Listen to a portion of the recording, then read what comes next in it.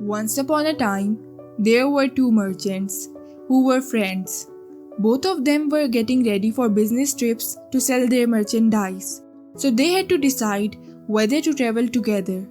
They agreed that since each had about 500 carts and they were going to the same place along the same road, it would be too crowded to go at the same time. One decided that it would be much better to go first. He thought, the road will not be rutted by carts. The bullocks will be able to choose the best of all grass. We will find the best fruits and vegetables to eat. My people will appreciate my leadership, and in the end, I will be able to bargain for best prices. The other merchant carefully considered and realized there were advantages to going second. He thought, my friend's carts will level the ground so we won't have to do any road work. His bullocks will eat old rough grass and new tender shoots will spring up for mine to eat. In the same way, they will pick up the old fruits and vegetables and fresh one will grow for us to enjoy.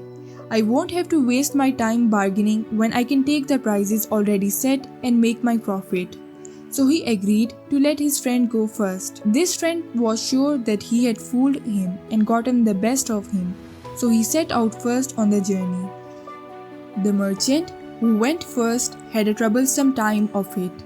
They came to a wilderness called the waterless desert, which the local people said was haunted by demons. When the caravan reached the middle of it, they met a large group of people coming from the opposite direction. They had carts that were mud smeared and dripping with water. They had lotuses and water lilies in their hands and in the carts. The headman, who had a know-it-all attitude, said to the merchant, "Why are you carrying these heavy loads of water? In a short time, you will reach the oasis on the horizon with a plenty of water to drink and dates to eat. Your bullocks are tired from pulling those heavy carts filled with extra water. So throw away the water and be kind to your overworked animals." Even though the local people had warned him, the merchant did not realize that these were not real people, but demons in disguise. They were even in danger of being eaten by them. Being confident that they were helpful people, he followed their advice and had all his water emptied on the ground. As they continued on their way, they found no oasis or any water at all. Some realized they had been fooled by beings that might have been demons and started to grumble and accuse the merchant. At the end of the day, all the people were tired out. The bullocks were too weak from lack of water to pull their heavy carts. All the people and the animal lay down in haphazard manner and fell into a deep sleep. Lo and behold, during the night the demons came in their true frightening forms and gobbled up all the weak defenseless beings. When they were done, there were only bones lying scattered around. Not one human or animal was left alive. After several months, the second merchant began his journey along the same way.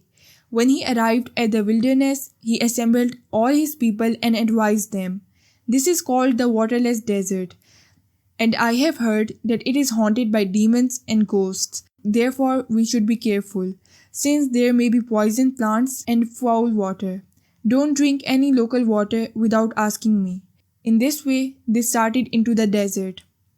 After getting about halfway through, in the same way as the first caravan, they were met by the water-soaked demons in disguise. They told them the oasis was near and they should throw away their water, but the wise merchant saw through them right away. He knew it didn't make sense to have an oasis in a place called waterless desert, and beside, these people had bulging red eyes and an aggressive and pushy attitude. So he suspected they might be demons. He told them to leave them alone, saying, "We are businessmen who don't throw away good water before we know where the next is coming from." Then, seeing his own people had doubts, the merchant said to them, "Don't believe these people who may be demons until we actually find water. The oasis that they point to may just be an illusion or a mirage. Have you ever heard of water in this waterless desert? Do you feel any rain wind or see any storm cloud?" They all said no, and he continued, "If we believe these strangers and throw away our water, then later We may not have any to drink or cook with. Then we will be weak and thirsty, and it would be easy for demons to come and rob us or even eat us up. Therefore, until we really find water, do not waste even a drop.